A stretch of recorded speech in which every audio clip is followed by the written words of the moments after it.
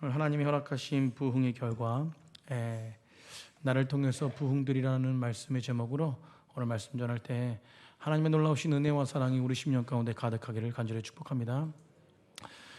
자유주의 신학자들, 복음주의 신학자들이 아니라 자유주의 신학자들, 이 자유주의 신학자들은 자기 뜻대로 자유롭게 해석하는 것입니다. 그러니까 자유주의 신학자들이, 수많은 신학자들이 요나서를 해석할 때 이건 역사적인 사실이 아니다라고 말하는 거죠. 결국은 이게 잘못된 해석이죠. 결국 성경은 무엇입니까? 역사적인 사실입니다. 믿으십니까? 성경은 역사적인 사실입니다. 자유신학자들은 그렇게 요나가 물고기 뱃속에서 3일 동안 있다가 살아난 것이 상식적으로 맞지 않다. 이거는 역사적으로 사실이 아니다. 이건 동화다라고 얘기하는 것이에요. 이해할 수 없다는 것입니다. 그래서 요나의 하나의 상징, 어떤 비유처럼 해석하는 신학자들이 있습니다. 그러나 우리는 성경 요나서 분명하게 우리가 기억해야 되는 것은 역사적인 사실이다. 아멘. 우리 옆에 분과 고백했습니다. 역사적인 사실입니다. 성경은 모두가 다 역사적인 사실입니다. 믿으십니까? 그런데 가만히 보면요, 우리가 자세히 조금만 생각해 보면요, 우리가 오늘 본문에서 나온 그 3일 만에 살아난 요나가 니느웨 성을 보면서 더 큰 기적을 맛보았는데, 사실 우리가 생각해 보세요. 요나가 3일 동안 물고기 뱃속에 있다가 살아난 것이 더 큰 기적이겠습니까? 아니면 니느웨 성의 모든 백성들이 하나님을 믿고 변화된 것이 더 큰 기적이겠습니까? 여러분, 우리가 가만히 생각해 보면요, 우리 주변에 많은 기적들이 보게 됩니다. 아멘. 요나의 뱃속에서, 물고기 뱃속에 3일 동안 있었다? 이것보다 더 큰 기적은요, 한 지역, 한 나라의 수도가 모두가 다 변화된 것이 기적인 줄 믿으시기 바랍니다. 여러분, 요나서의 이 아실이, 이 니느웨 성은요, 고대 근동에서 가장 사악한 도시였습니다. 그러니까 니느웨 도시가 어떤 거냐면 굉장히 이 사람들이 엄청난 사악이 있던 자들이에요. 그런데 요나의 설교를 듣고 하루 만에 영적 각성이 일어났습니다. 그럼 왕부터 어린아이까지 모두가 회개하고 하나님께 돌아오는 일들이 벌어지게 되는데, 이것은 엄청난 기적입니다. 굉장한 기적이에요. 사랑하는 성도님들, 참 요나서 이 말씀 묵상하면서 저도 하나님께 기도했는데, 하나님의 말씀이 능력이 있으시죠? 하나님, 저를 통해서, 우리 교회를 통해서, 우리 성도들을 통해서 이 복음의 능력이 나타나게 해주십시오. 하나님이 허락하신 부흥은 나로부터 시작되는 줄 믿으시기 바랍니다. 하나님이 함께 하신 자를 통해서 부흥은 시작돼요. 아멘. 여러분, 그래서 요나서 물고기, 저는요, 요나가 물고기 뱃속에 3일 동안 있었던 것보다 한 사람의 설교를 듣고 사악한 도시가 전체적으로 근본적으로 변화된 것이 더 큰 기적이라고 생각합니다. 이런 일들이 근데 어떻게 가능할 수 있냐? 요나서 3장의 말씀이 어떻게 가능할 수 있느냐? 한번 생각해 보십시오. 저는 오늘 설교 제목처럼요, 말씀 제목처럼 하나님이 허락해 주시는 하나님의 부흥의 결과가 바로 이 3장의 사건이라고 저는 생각합니다. 여러분, 지금 한국 교회는요, 정말 위기입니다. 청소년들과 청년들이 민물 빠져나가듯이 교회 밖을 나가고 있습니다.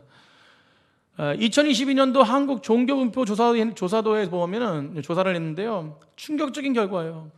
한국의 기독교 인구가 응답한 사람들의 설문조사를 보면요, 700만이래요. 이건 몇 프로냐면 한국 사람들은 15%가 기독교인입니다. 많은 것 같지만 제가 초등학교 다닐 때도 30%, 35%였어요. 기독교인이 한국에.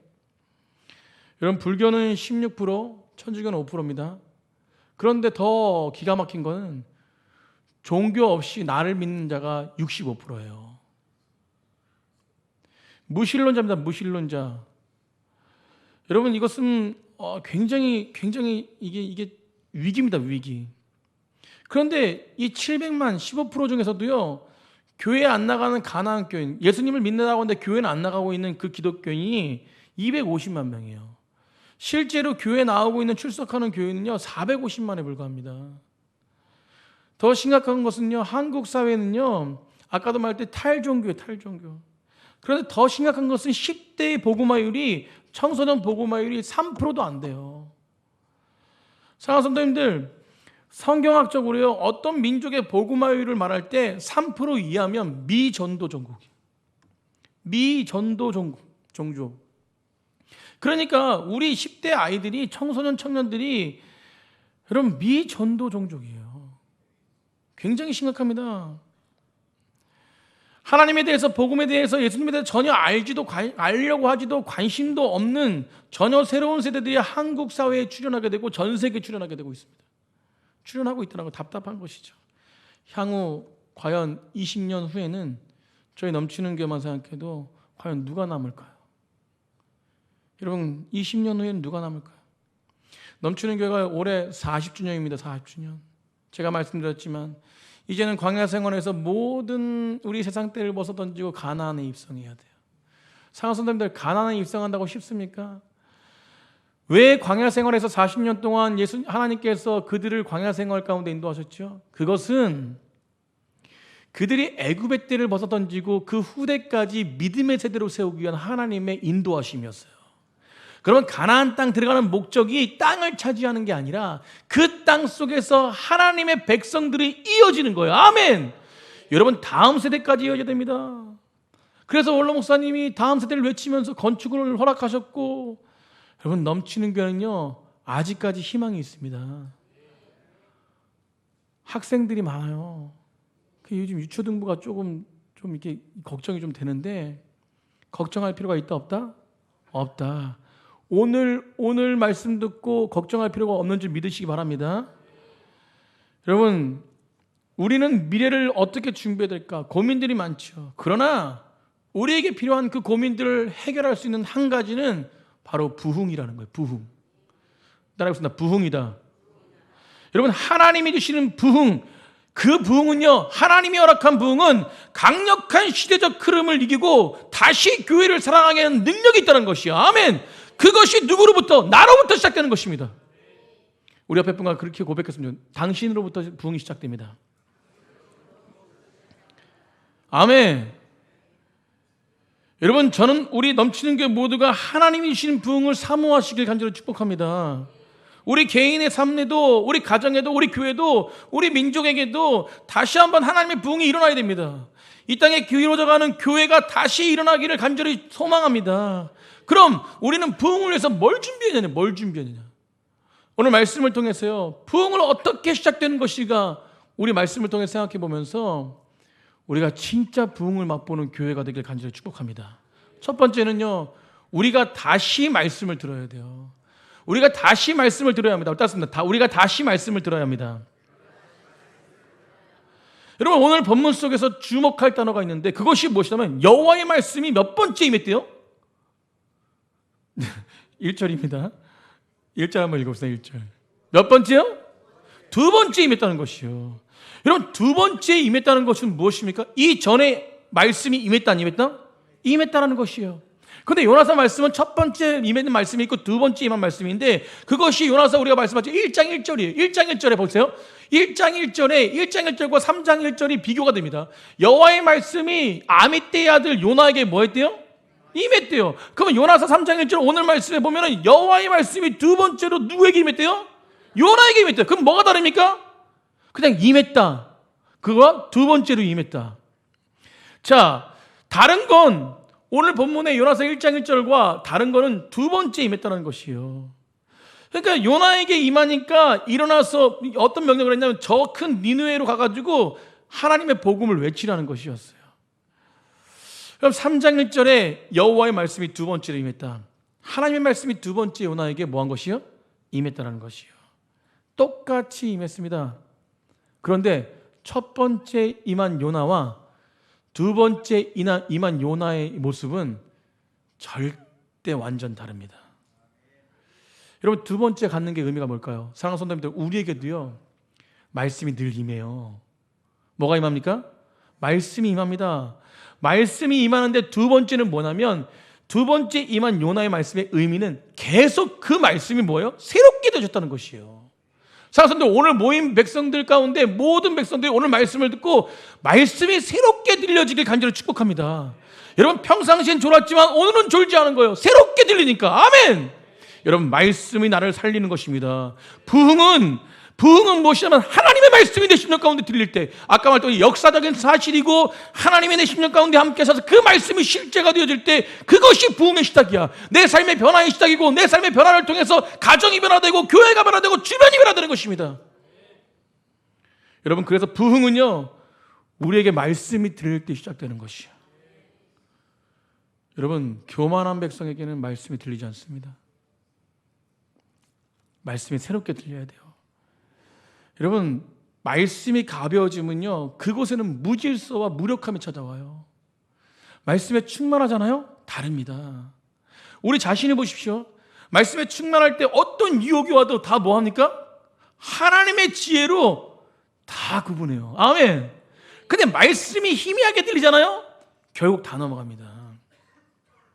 잠언 29장 18절에 뭐라고 말씀해요? 묵시가 없으면 백성이 방자히 행하거니와 율법을 지키는 자는 뭐가 있다? 복이 있다. 묵시가 없으면 백성의 방자. 묵시가 뭡니까? 묵시가 영어 성경에 비전이라 그래요. 그럼 뭡니까? 하나님의 말씀이 나의 꿈이 되고 하나님의 말씀이 나의 비전이 되는 것이에요. 이게 예언적 비전인데 하나님이 내게 말씀해 주신 것, 그러면 결과적으로 백성이 방자해진다는 것, 그거는 비전이 없을 때, 그러니까 결국 하나님의 말씀이 내 비전이 되지 않고 내 인생의 꿈이 되지 않고 내 인생의 목표가 되지 않고 이런 것들이 모두가 사라지면 그 백성의 삶은 방자해지는 거예요. 여러분, 방자해진다는 건 즉 뭐냐, 삶의 기준이 자기가 되는 거예요. 자기가 하나님의 말씀이 되지 않고 자기가 되는 거예요. 그러니까 결국 사사기에 말씀한 것처럼 자기 옳은 소견대로 행하는 상태가 방자한 것이에요. 무슨 말씀입니까? 내가 교회 안에 있어도 예배 드린다고 해도 내 말씀의 중심이 하나님 말씀이 들리지 않으면 삶의 통제력을 잃어버리는 것입니다.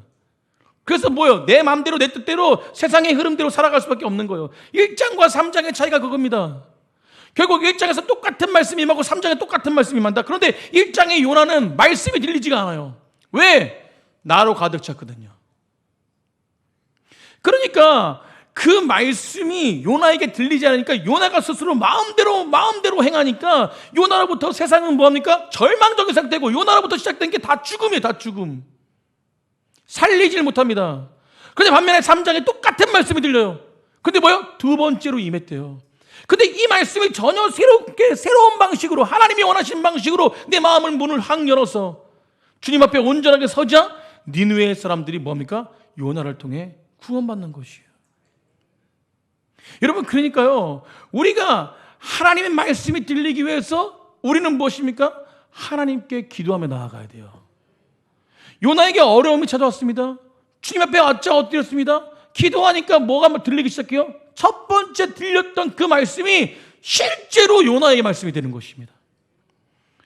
여러분, 성도에게 가장 불행한 것은 무엇입니까? 성도의 가장 불행한 것은 건강을 잃어버리고 재산을 잃어버리고 명예를 잃어버리는 것이 아닙니다. 성도에게 가장 큰 불행은 말씀이 들리지 않는 거예요. 이 시간에 이 자리에서 와 있는데도 불구하고 이 시간에 예배드림에도 불구하고 하나님의 말씀이 말씀대로 들리지 않는 것이 가장 불행한 것입니다.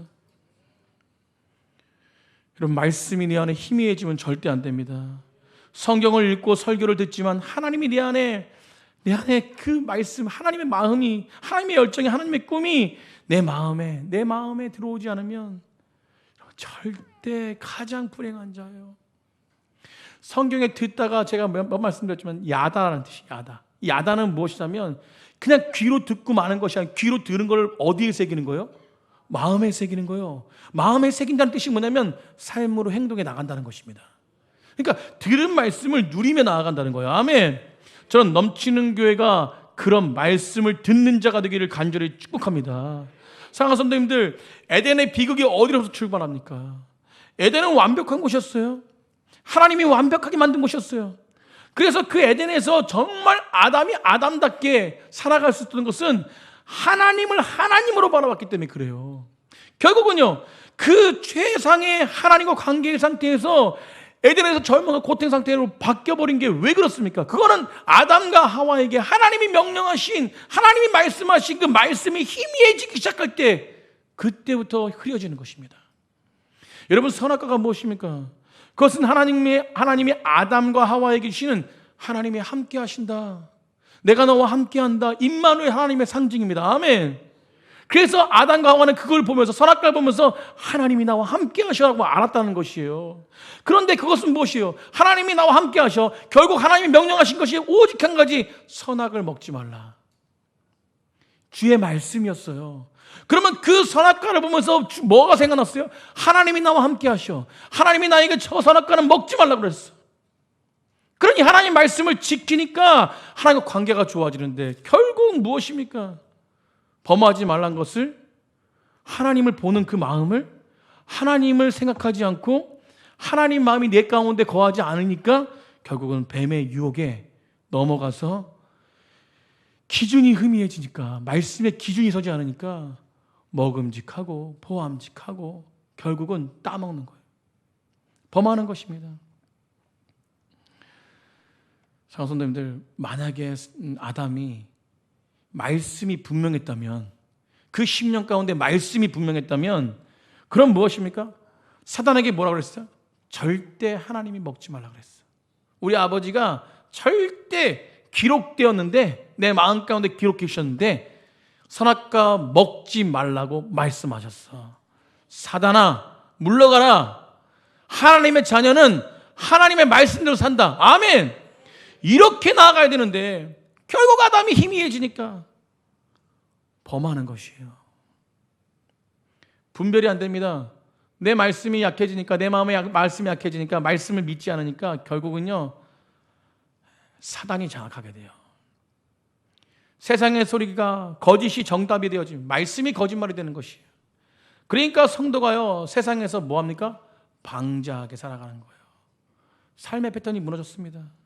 결국 내 안에 말씀의 기준이 약하니까 말씀이 들리지 않아요. 사랑하는 성도들, 세상은 끊임없이 쏟아지는 사단의 소리가 들립니다. 그런데 이 소리에 넘어가지 않는 자들은 오직 하나님의 말씀이 들리는 자들이에요.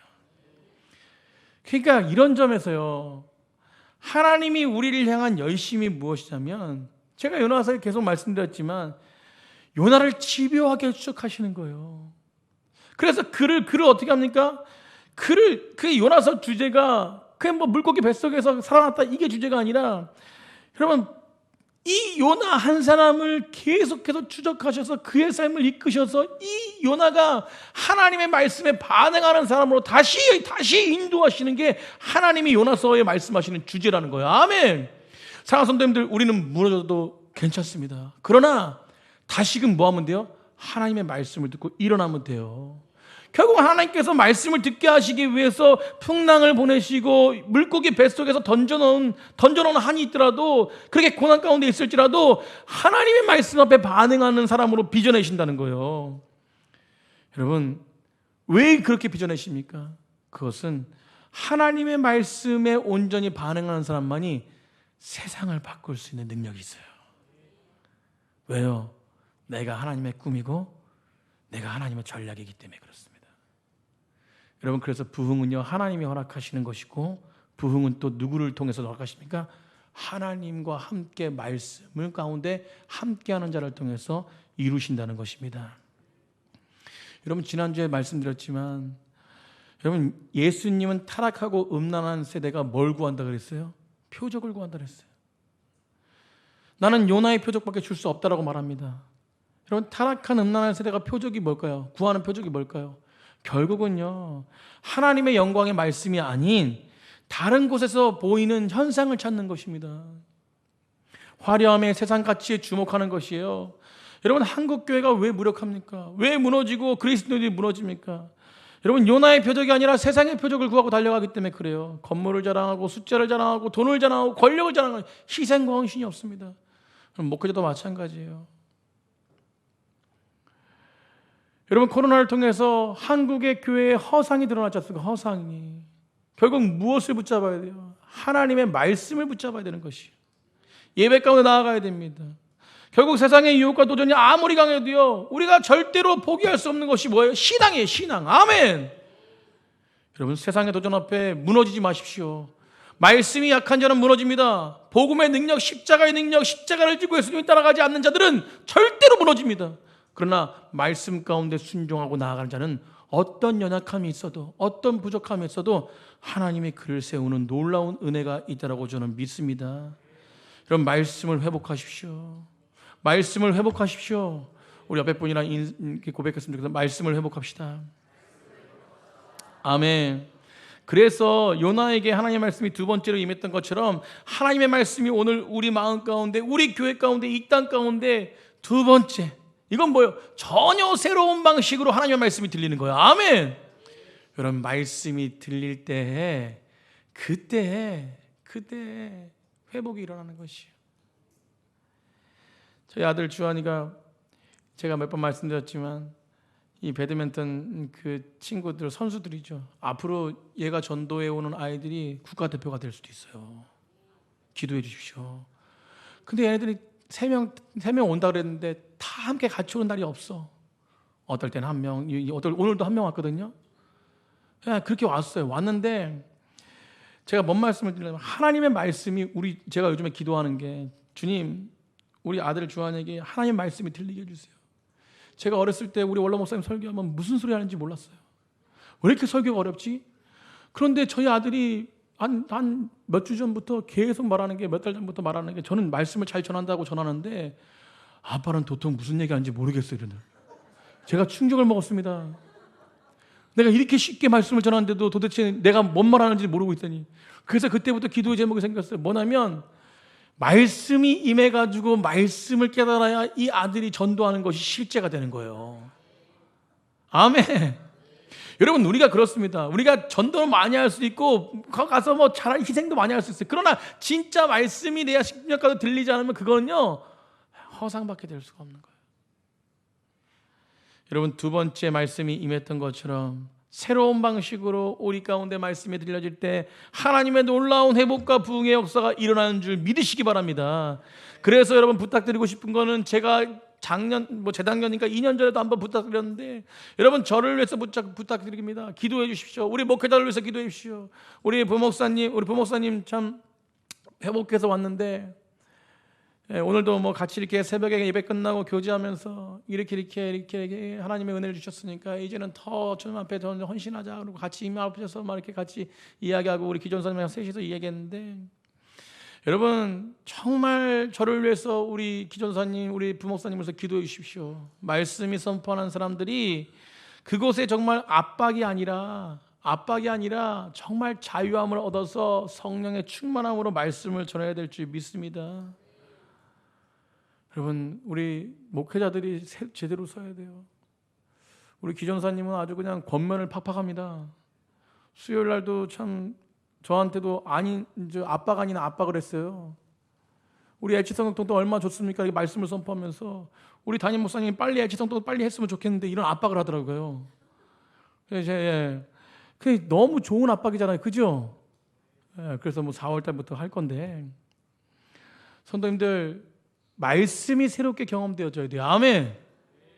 여러분 우리 교회가 말씀의 중심으로 나누는 것이, 여러분 수요일날 설교하면서 우리 전사님도 말씀 안에서 나누는 거 하루 종일 말씀 나누니까 천국이래. 여러분 그런 천국이 우리 교회인 줄 믿으시기 바랍니다.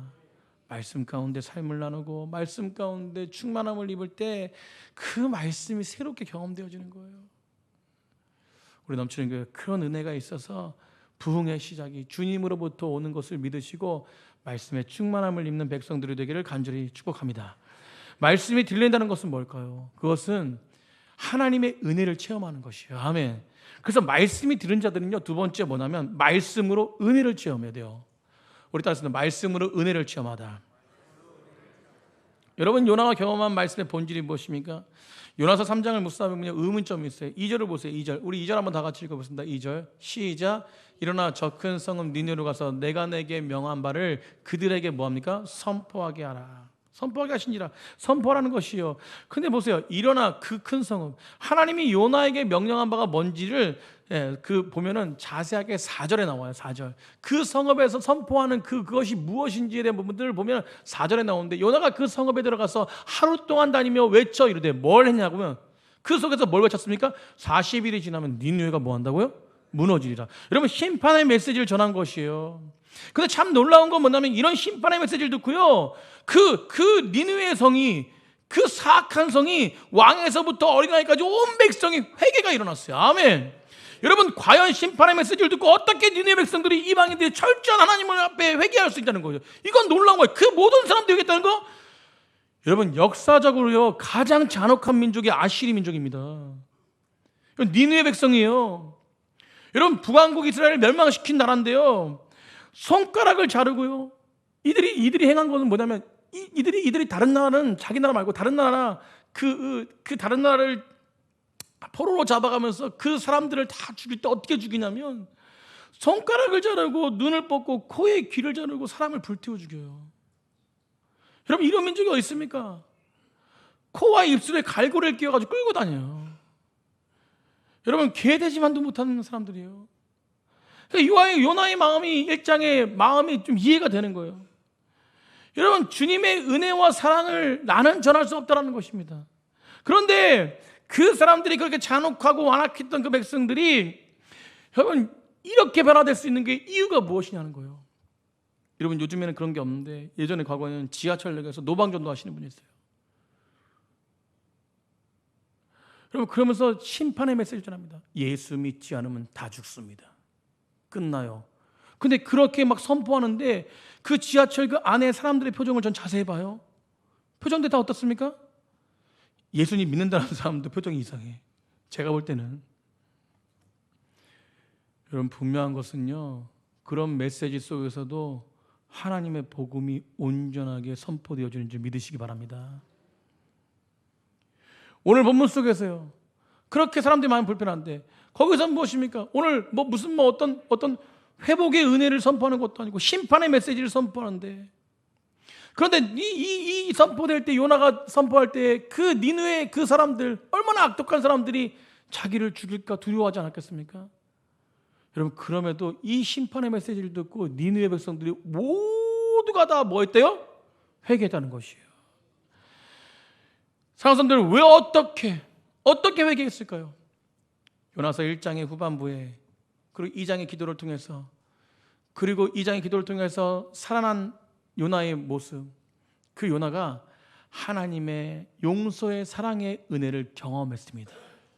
결국 요나는요, 그 선포하는 그 메시지 가운데 그 은혜를 경험하고, 야, 이렇게 깊은 은혜가 있구나, 나같이 죽을 수밖에 없는 영혼, 나같이 죽을 수밖에 없는 영혼을 물고기 뱃속에서 인도하셔서 기도하게 하시고 깨닫게 하시고 하나님의 말씀이 어떤 것인지 알게 하셔서 다시금 나를 살리셔가지고 결국은 하나님의 사람으로 온전하게 회복시키는 그 하나님의 은혜, 이 은혜가 내 심령 가운데 가득했기 때문에, 이 경험했기 때문에 다른 사람을 볼 때 정죄하지 않고, 다른 사람을 볼 때 판단하지 않고 그 은혜를 뭐합니까? 온전하게 선포했던 것이에요. 그러니까 그 사람들이, 니느웨 사람들이 안 것입니다. 그 선포 속에서 하나님의 사랑을 본 것이에요. 사랑하는 성도님들, 이 심판의 메시지 이면에 나를 용서하시고 용서하신 그 하나님의 사랑, 그러니까 무엇입니까? 어떻게 알 수 있어요? 9절에 보면요, 이 니느웨 백성들이 어떻게 회개하냐면, 여러분, 7절에 왕의 조서와 그 모든 대신들의 조서가 세상 가운데, 그 니느웨 가운데 선포됩니다. 조서가 붙어요. 그러면서 9절에 뭐라고 고백합니까? 9절에 뭐라고 고백하냐면, 하나님이 뜻을 돌이키시고 그 진노를 그치사 우리가 멸망하지 않게 하시리라. 그렇지 않을 줄을 누가 알겠느냐 한지라 라고 말한 거예요. 이게 무슨 고백입니까? 하나님이 우리를 회복시킬 것이다. 진노의 불을 끄실 것이다. 이들이 회개하면서 하는 거예요. 결국은요, 이 진노는 요나가 받는 진노였어요. 그러나 하나님이 요나를 진노하십니까? 아니요. 요나를 끊임없이 살리셔서 요나를 회복시키시는 거예요. 그리고 그 은혜를 회복한 백성, 그 요나가 결국은 그 마음으로 메시지를 선포한 것입니다. 사랑하는 아까도 말씀드렸지만, 저는 설교자로서 늘 복음을 선포하면서 이 강단에 서는 것이 부담스럽습니다.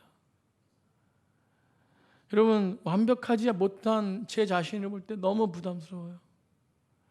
그러나 그 속에서 벗어나지 못한다면 저는 말씀을 전할 수가 없는 것입니다. 용서의 설교를 하는데 용서하지 못한 내 자신을 볼 때 어떻습니까?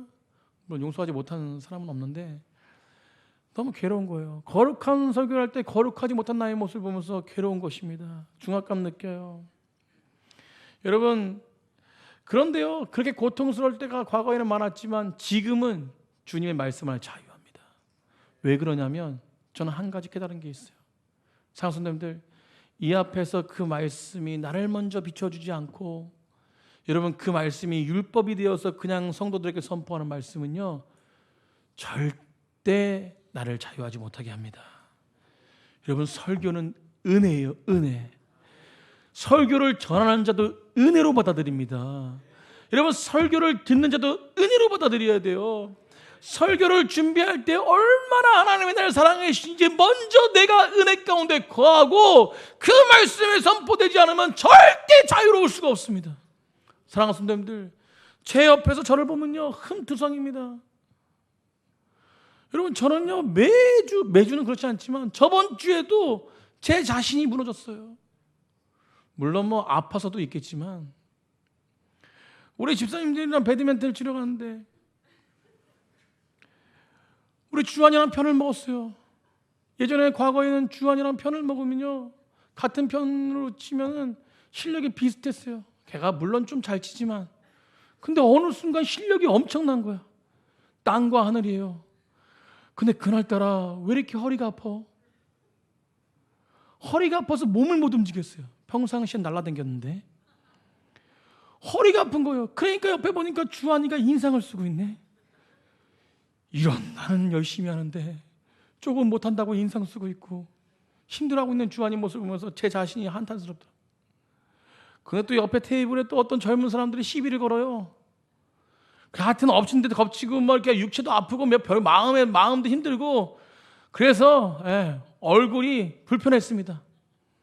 집사님들 앞에서 치는데 제 얼굴 보고 불편해서 못 쳤나 봐. 결국 저희가 이겼지만, 여러분, 저도 이렇게 무너질 때가 있습니다. 그러면서 강단에 설 수 있는 것은 제 자신을 살피는 거예요.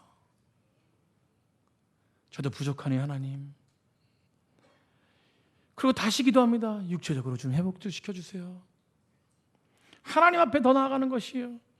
여러분, 설교자들이요, 은혜가 아닌 율법을 전할 때는요, 이 모든 것이 자유롭지 못합니다. 먼저 말씀이 내 안에 비춰져야 돼요. 위선자처럼 살지 않고 하나님의 말씀이 하나님의 말씀대로 내 심령 가운데 나아가야 됩니다. 그러면 그 십자가의 사랑으로 다시금 우리를 세우신 하나님의 긍휼의 은혜가 우리 가운데 가득하게 될 줄 믿습니다. 그 은혜는요, 다른 사람을 정죄하지 않습니다. 판단하지 않아요. 하나님의 은혜가 만들어갈 때 그 아름다운 은혜가 다른 사람의 미래를 보게 되는 것입니다. 그 사람이 부족할지라도 판단하지 않습니다. 결국 그 사람을 회복시키실 하나님의 긍휼을 보는 것이에요. 사랑하는 성도님들, 날마다 십자가의 사랑 앞에 은혜 가운데 나아가시는 귀한 백성들이 되길 간절히 축복합니다.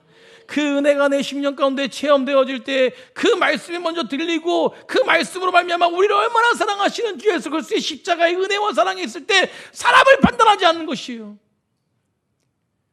그리고 무엇이요? 하나님의 눈으로 그 사람을 보기 시작합니다. 여러분, 넘치는 교회는 비판과 판단이 아니라 사랑으로 모든 걸 감싸는 백성들인 줄 믿으시기 바랍니다. 여러분, 그래서 날마다 십자가의 은혜 앞에 나아가세요. 아멘. 날마다 주님의 은혜 앞에 나아가시길 간절히 축복합니다. 우리 옆에 사람과 인사하겠습니다. 십자가의 사랑 앞에 나아가십시오. 아멘. 말씀이 들리고 그 은혜를 경험한 백성들은요, 마지막으로 그 사람을 통해서 하나님의 능력과 힘을 부어줘서 사명을 감당하는, 나로부터 시작된 부흥을 일으키는 사람이 된다는 것입니다. 그래서 마지막으로 여러분, 하나님의 은혜로 사명을 붙잡는 사람이 되십시오. 아멘. 우리가 하나님의 은혜, 그 앞에 능력으로 사명을 붙들기 시작할 때 우리는 하나님의 은혜로 사명을 붙잡는 사람이 되는 것이에요. 여러분, 은혜 앞에 하나님이 나를 용서하시고 하나님이 나를 사랑하셨다는 그 은혜를 경험했을 때 하나님이 우리에게 주신 진짜 축복이 무엇이냐? 바로 사명자가 되는 것이에요. 나를 통해서 부흥이 시작되는 것입니다. 우리 옆에 분과 고백했으면 좋겠습니다. 당신을 통해서 부흥이 시작됩니다. 아멘. 우리 아멘 크게 합시다. 아멘. 여러분, 나로부터 부흥이 시작되는 거예요. 아멘. 여러분, 베드로를 보십시오. 베드로는 예수님을 3번 부인했어요. 가야바뜰에서 모닥불에서 3번 부인했습니다. 여러분, 그리고도 이 여인들이 와가지고 부활하신 예수님을 발견한 여인들이 와가지고 베드로에게 말하고 예수님을 봤습니다. 부활하신 예수님. 그런데도 불구하고 너무 창피하고 너무 죄스러웠어. 여러분, 예수님을 부인한 자기의 모습이 너무 죄스럽고 실패의식 속에서 이가 사로잡히니까 결국 뭐예요? 은혜를 기억하지 못하고 사로잡히니까 사명을 감당하지 못하고 옛 모습 갈릴리로 돌아가는 것이. 새벽에 밤새도록 물고기를 잡는데 못 잡아요. 주님이 찾아오세요. 부활하신 주님이 조건 없이 뭘 용서하십니까? 누굴 용서하십니까? 베드로를 용서하세요. 아멘. 그래서 네가 나를 3번 부인했냐? 내가 너를 3번 치유해 주겠다. 그게 뭐라고 질문하십니까? 내가 나를 사랑하느냐? 내가 나를 사랑하느냐? 내가 나를 사랑하느냐? 베드로 주께서 하십니다 그랬어요. 여러분, 예수님은요, 하나님은요, 분명히 하셔야 돼요. 네가 그때 나를 사랑했느냐라고 물어보지 않았어요. 과거를 물어보지 않았고 지금 현재 네가 나를 사랑하느냐고 물어보십니다. 여러분, 현재 이 자리에 계신 모든 분들에게 하나님은 묻고 계신 거예요. 과거를 묻지 않았어요. 어제? 이거 아닙니다. 지금 현재 네가 나를 사랑하느냐? 우리 마음속으로 한번 우리 마음 가운데 선포해보면 네가 나를 사랑하느냐? 여러분, 이걸 묻으시는 거예요. 여러분, 그렇게 용서와 무한한 사랑으로 베드로를 회복시킨다면 베드로에게 그 사랑의 고백을 들려주신 다음에 뭐라고 말합니까? 내 양을 먹이라, 내 양을 치라, 내 양을 먹이라고 말씀하는 거예요. 여러분, 사명자가 되는 것이 아멘. 베드로가 아무리 실패해도 예수 그리스도께서 그를 만나시고 그에게 은혜를 베풀어 주실 때 그때 베드로가 회복되어서 사명자가 되는 것입니다. 사랑하는 성도님들, 결코 용서받음이 감격에 머물러서는 안 됩니다. 아멘.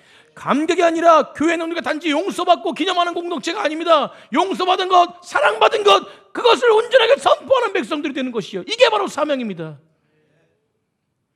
여러분, 인간적인 관점으로 보면요, 요나를 향한 하나님의 명령은 이해할 수 없는 명령이에요.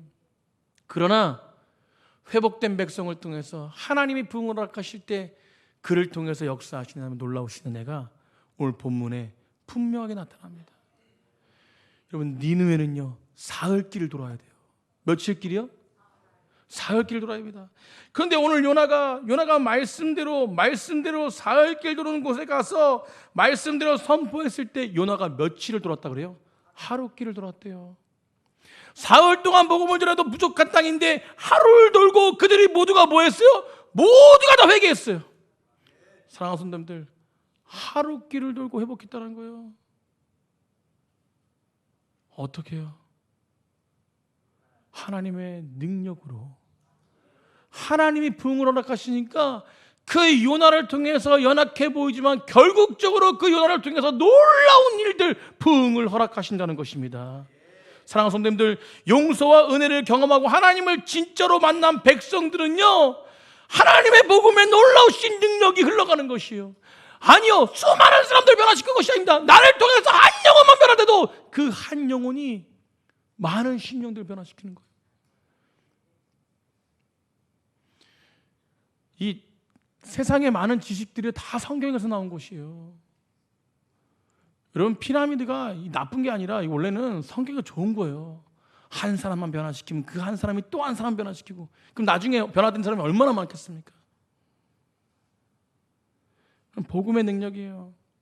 삼일길 돌아다니지만 그러나 그 한 영혼을 의지하는. 저는요, 우리 부목사님 이제 사고를 당하셔가지고 그 대타로 황교안 전사님을, 또 감사해요. 황교안 전사님이 있어서 처음으로 어린이교학교 설교하는 거예요. 제가 황교안 전사님 불러서, 부목사님 안 계시니까 황교안 전사님 설교하세요. 그러니까 너무 좋아가지고, 여러분, 그걸 얼마나 기쁨으로 감당하는지 몰라요. 여러분, 제가 무슨 사명을 주잖아요. 무슨 뭘 시키잖아요. 그러면 이게 표현을 어떻게 할 수가 없어. 좋아가지고. 여러분, 제가 금요일에 설교 때도 말씀드렸지만 우리 현덕 청년 있잖아요. 현덕 청년이랑 이제 부활주일 날이요 깜짝 이벤트가 있습니다. 지금 엄청 열심히 연습했어요. 그래서 그거를 미션을 주고 황교안 여사님한테 부탁하니까 황교안 여사님이요 현덕 청년 데려다주고 데려오고 그 연약한 몸을 가지고 한 영혼이 천하보다 귀하다고. 여러분 그게 얼마나 귀한지 몰라요.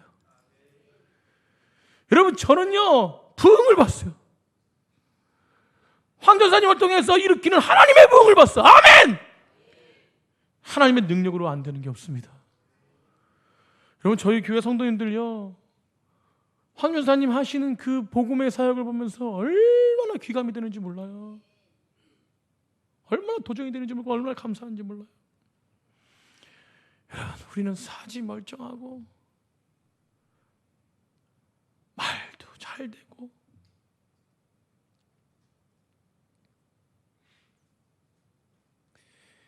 여러분 제가 어린이교회 설교하는 거 빼놓지 않는데 말이 잘 안 돼도 하나님의 사명 때문에 간절한 그 마음을 가지고 가는데 제가 그 안에 하나님의 사랑을 봤어요.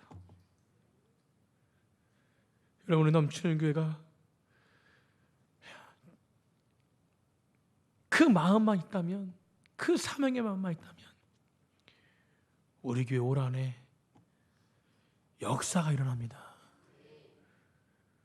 자세히 보세요. 우리가 하지 못하기 때문에 부흥은 시작되지 않는 거예요. 여러분 사명을 감당하지 않기 때문에 부흥이 시작되는 거 아닙니다. 말씀 마치려고 합니다. 우리에겐 순종의 발걸음이 필요합니다. 아멘. 이 발걸음을 내디딜 때 하나님의 순종의 역사가 일어난 것이요. 그게 바로 부흥이에요. 부흥 어떻게 일어납니까? 말씀이 듣는 자가 부흥을 시작됩니다.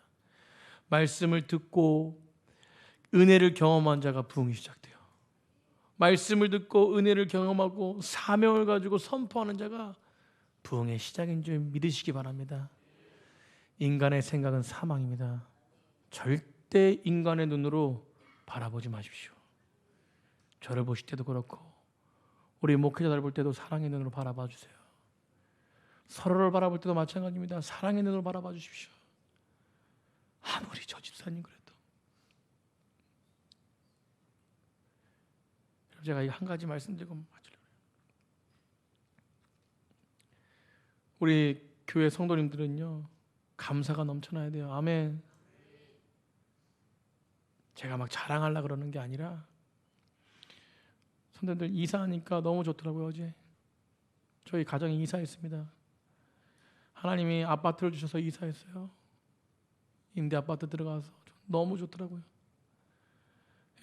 어저께 우리 정혜정 집사님이 또 같은 이단지라고 이웃 주민이라고 남편 집사님이 프라다 통닭 3마리를 한 마리도 아니고 주셨어요. 그걸 가족이 한 자리에 모여서 먹는데 아이들이 여기서 고생했던 생각도 나고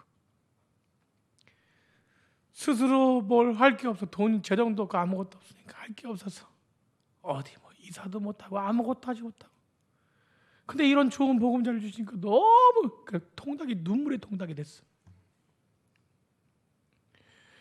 여러분 그거 통닭을 먹으면서요 그 진욱이가 옆에 살잖아요. 그죠? 그래서 주한이가 내가 진욱이 불러라니까 주한이가 전화를 했어요. 주한이 전화했는데 진욱이한테 뭐라 전화냐면 저희 집으로 넘어오세요. 이웃 사촌. 어제 우리 진지영 집사님 저희 집 이사하는데 2번이나 오셨어. 목사님 도와드릴 게 없나요? 너무 행복하더라고요. 저녁 때까지 와가지고 또 소식 듣고 또 오셔가지고 우리 박찬임 집사님, 안수 집사님 오셔가지고 이웃 주민이 좋은 거예요. 그죠? 제가 여기서부터 가까이 살아야 된다.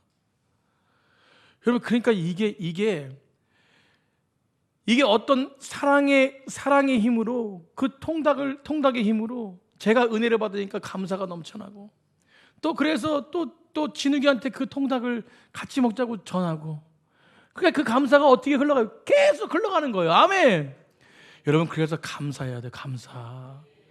뭘 주셔도 감사하는 것이에요. 감사하면요, 하나님은 풍족하게 해주시는 분이셔. 우리 넘치는 그 성도님들 저희 집 다 놀러 오십시오.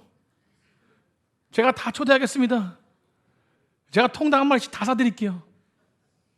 어디 구경 오십시오. 구경 오십시오. 주님의 은혜를 경험해야 돼.